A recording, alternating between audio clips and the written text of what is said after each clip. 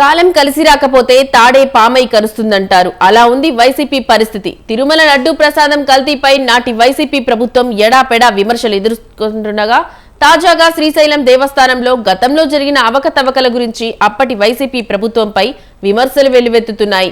ముడి సరుకులను అధిక ధరలకు కొనడం వల్ల మల్లన్న ఖజానాపై కోట్ల రూపాయల అదనపు భారం పడినట్టు ఆరోపణలు వస్తున్నాయి.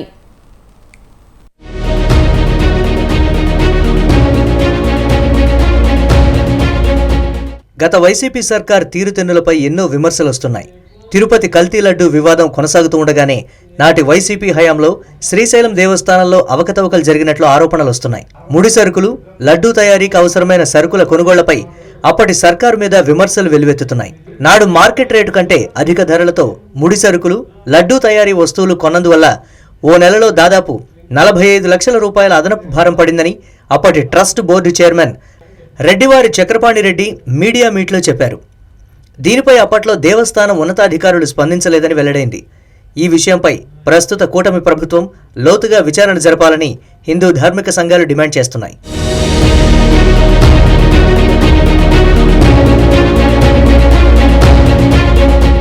భూలోక కైలాసంగా వెలుగొందుతోన్న శ్రీశైలం మల్లన్న దర్శనానికి దేశ విదేశాల నుంచి అసంఖ్యాక భక్తులు తరలివస్తారు. కొన్ని రకాలైన ముడి సరుకులు అప్పట్లో మార్కెట్ ధర కంటే అత్యధిక ధరలకు కాంట్రాక్టర్ దేవస్థానానికి కట్టబెడుతున్నారని నాడు దేవస్థానం చైర్మన్ వెలుగులోకి తెచ్చారు. కొన్ని వస్తువుల ధరలు మార్కెట్ రేటుతో పోల్చుతూ ఎంత అధిక మొత్తంతో కొనుగోలు చేస్తున్నది చైర్మన్ వెల్లడించారు. నాడు మార్కెట్లో యాలకులు కిలో 1500 రూపాయలు కాగా దేవస్థానానికి కిలో యాలకులు 4100 రూపాయలకు కాంట్రాక్టర్ సప్లై చేశాడని, ఇదే రీతిన జీడిపప్పు, ఇతర ముడి సరుకులు అధిక ధరలకు సప్లై చేశాడని నాడు చైర్మన్ తెలిపారు. కానీ ఇది అధికారుల నిర్లక్ష్యం అనేసి స్పష్టంగా కనబడుతోంది. ఎందుకంటే శ్రీశైలం టెంపుల్ ఒకటే కాదు కదా, పక్కన టెంపుల్ ఎంత క్లియర్ చేస్తున్నారు, మార్కెట్లో ఎంత చేస్తున్నారు తెలుసుకోవాల్సిన అవసరం ఉంది కదా. ఇదేం కాదు కదా, మార్కెట్ అగ్రికల్చర్ మార్కెట్లో కూడా ఆ రేట్లు కంపేర్ చేస్తే తెలుస్తుంది కదా. ఇది చాలా దారుణం. ఇంత దారుణాన్ని మేము ఎక్కడా చూడలేదు. ఎందుకంటే ఈ సాంబారు పౌడర్ ఉంది, రసం పౌడర్ ఉంది, మార్కెట్లో 250 రూపాయలు దొరికితే వీళ్ళు 450 రూపాయలకి 500 రూపాయలకి వీళ్ళు కొట్టేసినారు. ఈ లడ్డుకి సంబంధించిన దీంట్లో మాత్రమే ఇంత తేడా వచ్చింది. నవంబర్లో 5,60,00,000 లక్షల దాకా కొన్నారు మిగతా సంబంధించిన. ఇంకా దాంట్లో ఎంత ఉందో మనం దాన్ని ఇంకా క్యాలిక్యులేట్ చేసి వస్తుంది. చైర్మన్ వెల్లడించింది కేవలం లడ్డూ తయారీకి సంబంధించిన ముడి సరుకులకు మాత్రమే కాగా వాస్తవానికి ఎన్నింట్లోనో ఈ అధిక ధరల కొనుగోళ్ల భాగోతం జరిగినట్లు తెలిసింది.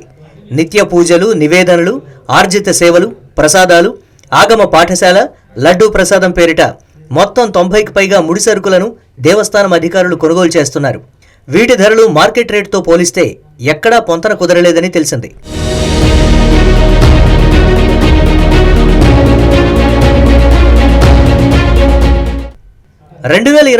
జూన్ నెలకు సంబంధించిన ముడి సరుకుల కొనుగోలుపై స్వతంత్ర న్యూస్ ఛానల్ పరిశోధన సాగించింది. నాడు దేవస్థానం అధికారులు కిలో పసుపు 285 రూపాయలకు కొనుగోలు చేస్తే అదే మార్కెట్లో కిలో 160 రూపాయలే రేటుంది. కిలోకు 125 రూపాయలు అదనంగా చెల్లించినట్లు తేలింది. ఆ నెలలో 60 కిలోల పసుపు కొన్నట్లు సమాచారం. కిలోల ప్రకారం లెక్కిస్తే 7,200 రూపాయలు ఒక పసుపుపైనే మార్కెట్ ధర కంటే అధికంగా చెల్లించినట్లు తెలిసింది.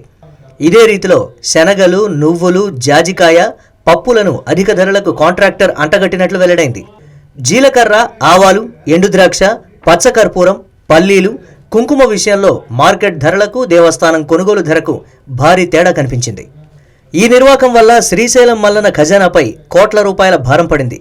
తిరుమల లడ్డూ కల్తీ అంశంపై దృష్టి సారించిన కూటమి ప్రభుత్వం దీనిపైన మరింత లోతుగా విచారించే అవకాశం ఉంది.